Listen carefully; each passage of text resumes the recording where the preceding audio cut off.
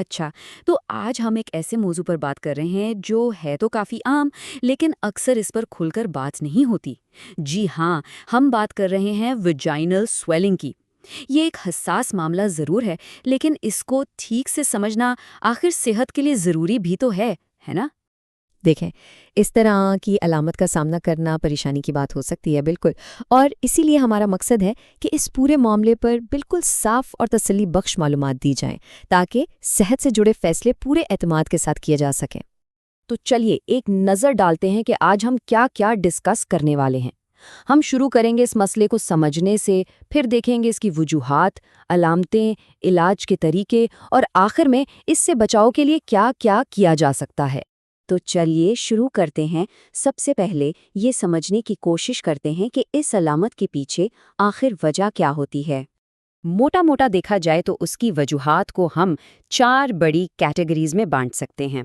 पहला है इन्फेक्शंस, फिर आती हैं ऐसी चीज़ें जो इरिटेशन या एलर्जी करती हैं, तीसरा हार्मोनल तब्दीलियां और चौथा कुछ जिस्मानी वजूहात।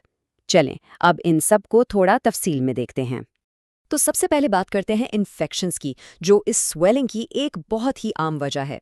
इसमें यीस्ट इन्फेक्शंस हो सकते हैं या फिर बैक्टीरियल वेजिनोसिस, जिसका मतलब है कि विजाइना में बैक्टीरिया का बैलेंस बिगड़ गया है।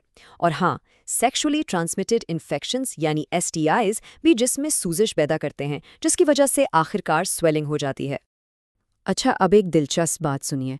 कभी कभी तो रोज़मर्रा इस्तेमाल की चीज़ें भी इसकी वजह बन जाती हैं। सोचा है कभी? जैसे खुशबू वाले साबुन, कपड़ों के रंग या तेज़ किस्म के लॉन्ड्री डिटर्जेंट्स। इनमें जो केमिकल्स होते हैं ना, वो हसास जल्द पर जलन या एलर्जी कर सकते हैं।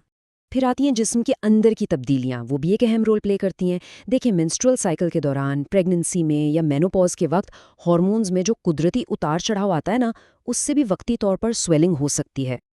और आखिरी कैटेगरी है जिस्मानी वजूहात। कुछ सरगर्मियाँ जैसे कि सेक्स या चाइल्ड बर्थ, इनकी वजह से जो खिंचाव या मामूली चोटें आती हैं, वो भी वक्ती स्वेलिंग की वजह बन सकती हैं। तो वजूहात तो हमने समझ ली। अब सवाल ये है कि जिस्म और क्या इशारे दे रहा होता है, यानी सिर्फ स्वेलिंग के अलावा और किन चीज़ों पर नज़र रखनी चाहिए। ये पॉइंट बहुत अहम है, इस पर ज़रा गौर करें।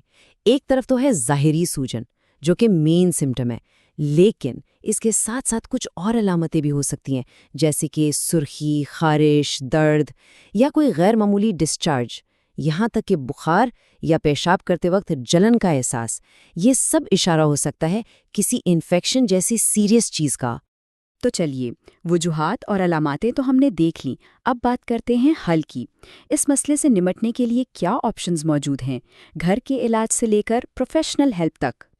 ये समझना बहुत ज़रूरी है कि डॉक्टर के पास कब जाना है।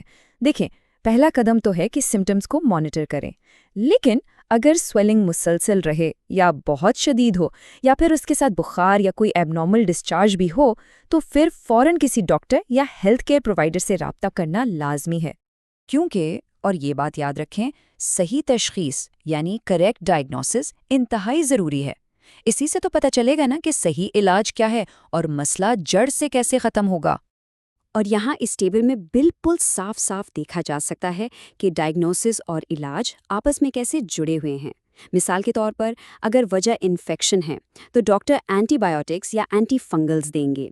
अगर इरिटेशन या एलर्जी का मामला है तो सीधा सा हल है, उन चीज़ों से दूर रहें और ऐसी प्रोडक्ट्स इस्तेमाल करें जिनसे एलर्जी ना हो।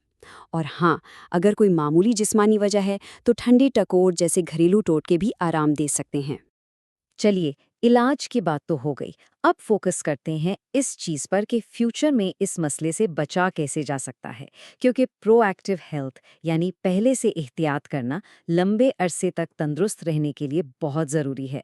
इससे बचने के लिए कुछ सादा लेकिन बहुत असरदार टिप्स हैं।